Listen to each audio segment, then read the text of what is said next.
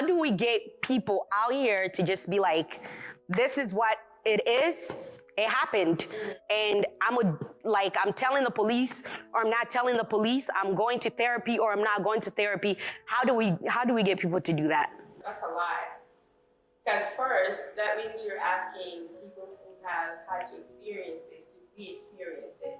Right. Because people can heal, but that can be a lifetime for a lifetime. It really, Healing is a process. It's not like this distillation. It's really just managing how you go on about life with all of these things or things that happen to you.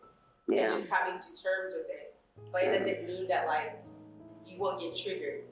Like when you see the person, you know, or like people who get assaulted, like there's certain sense, like if they smell it, they go back to what happened. That exact moment, so yeah. I think like first, maybe we should start focusing on telling, you know, people who have been assaulted, and maybe we should focus and talk about the rapist.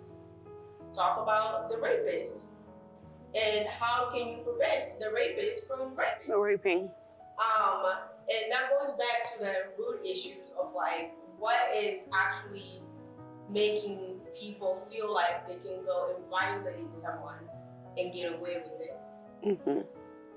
Yeah. It goes back to the root issues of like, how are we doing life in our communities? What are we okaying and normalizing? Right. Right? How are we teaching boys and girls like how to be in a community? Like we get told in very subliminal ways how you should act. If you're a young woman, if a man comes to you and makes advances, you should just accept it. A lot of that messaging is done in our families.